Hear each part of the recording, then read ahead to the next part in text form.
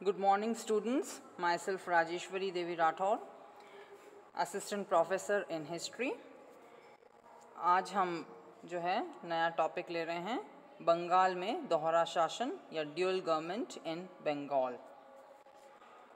1765 में Lord Clive ने आकर बंगाल में अनेक प्रशासनिक सुधार किए थे और उनके द्वारा किए गए प्रशासनिक सुधार को ही दोहरे शासन प्रबंध के नाम से जाना जाता है। तो पहले हम लेंगे दोहरा शासन प्रबंध का अर्थ। इलाहाबाद की संधि के अंतर्गत कंपनी को बंगाल की दीवानी मिल गई थी। दीवानी से तात्पर्य यह था कि कंपनी बंगाल में लगान वसूली की व्यवस्था करे तथा राजस्व संबंधी अभियोगों का फैसला भी करे। फरवरी 1765 में बंगाल के नवाब ने निजामत के कार्य कंपनी को पहले ही सौंप दिए थे। निजामत के क्षेत्र में दीवानी और फौजदारी दोनों प्रकार के अभियोग आते थे, परंतु क्लाइव दीवानी और फौजदारी दोनों प्रकार के कार्यों को संभालने के लिए तैयार नहीं था।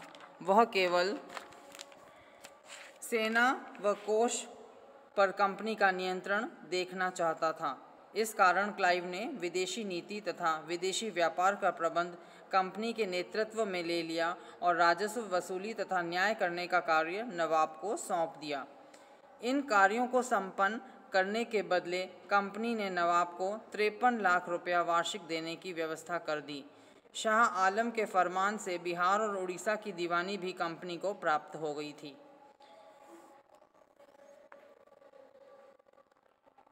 अब हम लेंगे, इस प्रकार से बंगाल का प्रशासन दो शक्तियों में विभक्त हो गया था। क्लाइव की इस प्रकार की प्रशासनिक व्यवस्था स्थापित करना ही बंगाल में दोहरी शासन व्यवस्था कहलाई और यह व्यवस्था 1767 से 1772 तक कार्य करती रही। अब हम लेंगे दोहरे शासन प्रबंध से लाभ और हानियां। तो पहले हम ले रहे हैं लाभ। रॉबर्ट क्लाइव द्वारा प्रतिपादित दोहरी शासन व्यवस्था की आलोचना भी हुई, लेकिन इसके कई लाभ भी निकले।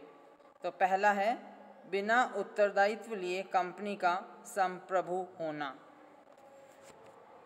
संप्रभुता प्राप्त करने के लिए उत्तरदायित्व वहन करना आवश्यक होता है, परंतु क्लाइव ने इस व्यवस्था के माध्यम से बंगाल की प्रभुता तो कंपनी के हाथ में केंद्रीभूत कर दी और बंगाल के प्रशासन का उत्तरदायित्व उस नवाब पर डाल दिया जिसके हाथ में कोई सत्ता नहीं रह गई थी। नवाब कंपनी का केवल पेंशन भोगता रह गया था। धन के अभाव में वह बंगाल वासियों के लिए न्याय और सुरक्षा की कोई व्यवस्था नहीं कर सकता था। उधर बंगाल, बिहार और उड़ीसा का राजस्व कंपनी के कोष में जमा होता रहा। लगान वसूली का उत्तरदायित्व इस नायब नाजिमों पर रहा और सूबों की आर्थिक व्यवस्था पर कंपनी अपना पूरा नियंत्रण बनाए रखी। दूसरा है लाभ में ही दूसरा है कंपनी की आर्थिक व सैन्य शक्ति का प्रबल होना। क्लाइव में उस समय साम्राज्य विस्तार की अभिलाषाएं इतनी अधिक नहीं थीं जितनी कि व्यापारिक तथा आर्थिक उन्नति करने की थी। लगान वसूली के लिए उसे अपने कर्मचारी भी नहीं रखने पड़े, अतः कंपनी द्वैत शासन व्यवस्था के अंतर्गत बिना उत्तरदायित्व का भार वहन किए ही अपनी आर्थिक दशा में आशातीत सुधार करती रही। शासन के उत्तरदायित्व से मुक्त होने के कारण सामान्य प्रशासन में भी उसे कुछ खर्च नहीं करना पड़ता था। नवाब को अपनी पेंशन के 53 लाख रुपयों में ही ये सब कुछ करना पड़ता था। इस प्रकार कंपनी के पास प्रचुर मात्रा में धन एकत्रित हो गया, जिसकी सहायता से कंपनी ने अपने सैन्य बल को सुदृढ़ कर लिया। अगला लाभ है कंपनी को क्लाइव ने अन्य विदेशी शक्तियों की प्रतिद्वंदिता से बचा लिया। यदि क्लाइव बंगाल की समस्त प्रभुत्व शक्ति को अपने हाथ में ले लेता तो यूरोपीय देशों की अन्य शक्तियों को ब्रिटिश कंपनी से ईर्ष्या होती। फ्रांसीसी और डच अपने को ईस्ट इंडिया कंपनी से आतंकित समझते, परंतु क्लाइव ने इस शासन व्यवस्था के माध्यम से बंगाल में अप्रत्यक्ष रूप से कंपनी की प्रभुता स्थापित की। इससे अन्य विदेशियों ने भी द्वेष नहीं किया। नेक्स्ट अगला लाभ है कंपनी को अधिक कर्मचारियों की आवश्यकता न पड़ना। यदि कंपनी दीवानी और निजामत दोनों क्षेत्रों के कार्य को अपने प्रभाव क्षेत्र में लेने का प्रयास करती तो उसे अधिक कर्मचारियों की आवश्यकता होती और उस समय कंपनी के पास अनुभवी अंग्रेज कर्मचारी न्यून संख्या में थे। यदि नवीन व्यक्ति इंग्लैंड से बुलाए जाते तो कंपनी पर अधिक आर्थिक भार हो जाता। नेक्स्ट है क्लाइव द्वारा भारतीय प्रशासकों को बदनाम करना। क्लाइव बड़ा ही धूर्त, कूटनीतिक और दूरदर्शी व्यक्ति था। वह इस दोहरी शासन व्यवस्था से बंगाल के नवाब, उसके नायब नाजिमों तथा अन्य उच्चाधिकारियों को बंगाल वासियों की दृष्टि में असफल प्रशासक सिद्ध कर उन्हें आम जनता में बदनाम करना चाहता था। इसके उपरांत वह बंगाल का प्रशासन अपने देशवासियों के हाथों में देकर उन्हें सफल प्रशासक सिद्ध करना चाहता था ताकि भविष्य में भारतवासी उसका विरोध व अनादर न कर सके। अगला लाभ था मराठों के प्रकोप से बचना। क्लाइव यह भली भांति जानता था कि मराठे इस समय शक्तिशाली हैं, उनसे उलझना उचित नहीं। शाह आलम को वे अपनी कठपुतली बनाकर रखना चाहते थे। भोंसले ने बंगाल, बिहार और उड़ीसा पर अपना चौथ वसूली का अधिकार प्राप्त कर लिया था। अतः यदि क्लाइव बंगाल का प्रशासन पूर्ण रूप से कंपनी के प्रभुत्व में ले लेता तो मराठे इसे सहन नहीं करते और उनसे संघर्ष की संभावना बढ़ जाती। अगला लाभ है क्लाइव कंपनी को एक व्यापारिक कंपनी ही रखना चाहता था।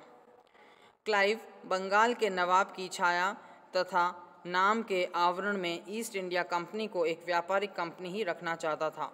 वह अपनी कंपनी के संचालकों को भी इतनी शीघ्रता से यह नहीं बताना चाहता था कि कंपनी व्यापार के क्षेत्र को छोड़कर पूर्णतः राजनीतिक संस्था के रूप में आ गई है। इसीलिए भी उसने बंगाल में यह दोहरी शासन व्यवस्था लागू की थी। तो ये थे दोहरे शासन प्रबंध के लाभ। अब हम लेंगे दोहरे शासन प्रबंध के हानियाँ। क्लाइव ने जो द्वैत शासन व्यवस्था बंगाल में प्रचलित की उसमें कुछ दोषों का होना स्वाभाविक था। यह एक ऐसी व्यवस्था थी जिसमें अधिकार तथा उत्तरदायित्व को एक दूसरे से विलग कर दिया गया था।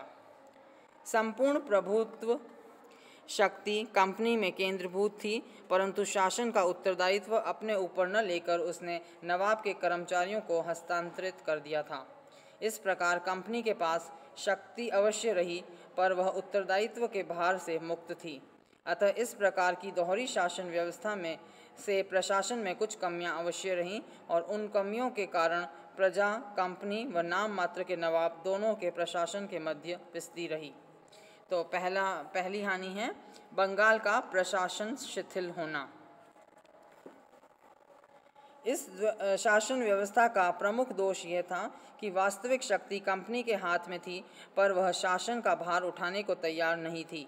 नवाब नाम मात्र का शासक था, पर प्रशासन का समस्त भार उसी पर डाल दिया गया था। नवाब को केवल 53 लाख रुपए वार्षिक पेंशन के रूप में मिलते थे।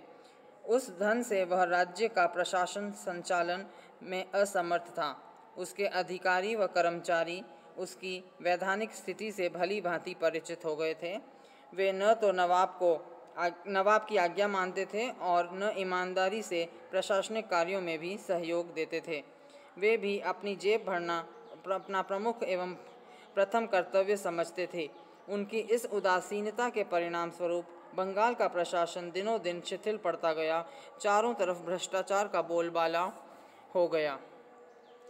दूसरी हानि थी बंगाल में न्याय व्यवस्था का नष्ट होना। न्यायपालिका नवाब के ही कार्यक्षेत्र में थी। न्यायाधीशों को वेतन नहीं वही देता था। अर्थाभाव से न्यायाधीशों को समुचित वेतन ही नहीं मिलता था और जो मिलता था वह भी समय पर नहीं मिलता था। इस कारण वे मुल्जिमों से रिश्वत लेकर न्याय के पथ से विचलित हो जाते थे।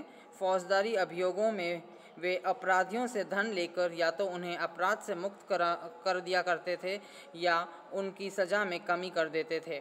न्याय व्यवस्था एक सी नहीं रही थी। जिन अभियोगों में अंग्रेज़ों का स्वार्थ टकराता था उनमें न्याय अंग्रेज़ी कानून के अनुसार होता था। गांवों की न्याय व्यवस्था सर्वथा चौपट हो गई थी। नेक्स्ट है भूमि का उपजाऊपन नष्ट हो गया तथा किसान भूखों मरने लगे। इस द्वैत शासन प्रणाली के अंतर्गत कंपनी ने लगान वसूली करने के लिए ठेके की प्रथा अपनाई।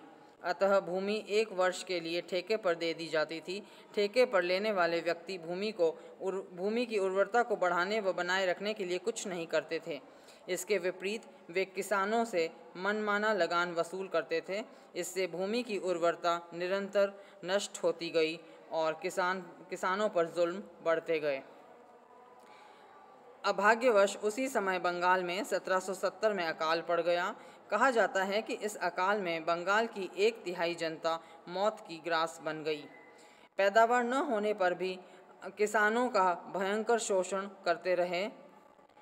सरकार से न्याय की आशा न रखते हुए किसान भूमि छोड़कर भाग गए और काफ़ी संख्या में किसान और जानवर भूख से मर गए।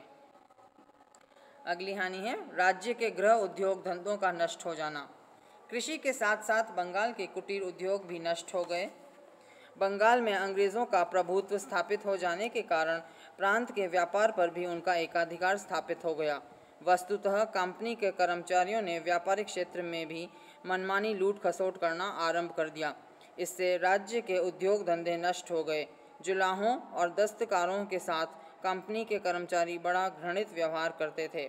उनसे बलपूर्वक वे अपना मनचाहा सामान तैयार करवाते थे और वे उन्हें अपना दास समझते थे।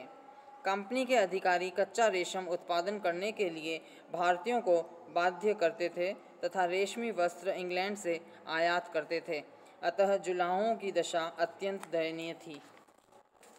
नेक्स्ट है कंपनी तथा नवाब के अधिकारियों में असहयोग की भावना। कायदे से तो द्वैत शासन प्रणाली में दोनों नवाब तथा कंपनी को पारस्परिक सहयोग से कार्य करना चाहिए था, परंतु बंगाल में इसके विपरीत देखा गया। कंपनी के अधिकारी अपने को शासक समझते थे और नवाब के कर्मचारियों को अपना शासित।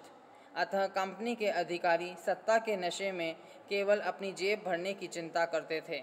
प्रशासन के संचालन तथा जनता के हित के लिए वे नवाब के कर्मचारियों के साथ सहयोग नहीं करते थे। इसके विपरीत वे नवाब के कर्मचारियों के कार्यों में पद पद पर हस्तक्षेप करते थे। परिणामतः बंगाल का प्रशासन बिगड़ता गया और राज्य में भ्रष्टाचार व्यापक होता चला गया। इस प्रकार क्लाइव द्वारा प्रतिपादित यह दोहरा शासन बंगाल के लिए अभिशाप बन गया। तो ये थे दोहरे शासन की हानियाँ। कंक्लूजन में हम यही कहेंगे कि उपरोक्त विवरण से स्पष्ट है कि द्वैत शासन के कारण बंगाल जैसा धनी प्रदेश भी एक कंगाल प्रदेश बन गया। कृषि और कुटीर उद्योगों के नष्ट हो जाने से बंगाल के अधिकांश लोग बेरोजगार हो गए। आम जनता कंपनी और नवाब के कर्मचारियों की लूट से दरिद्र बन गई। ऐसी स्थिति में 1770 के अकाल ने जनता में और भी त्राही त्राही मचा दी, परंतु कंपनी के कर्मचारियों ने अपनी लगान वसूली में कोई कमी नहीं की। इन्हीं परिस्थितियों में वॉरेन हेस्टिंग्स ने इस दूषित प्रथा को 1772 में समाप्त कर दिया। तो ये था बंगाल में दोहरा शासन, उसके अर्थ, लाभ और हानियाँ।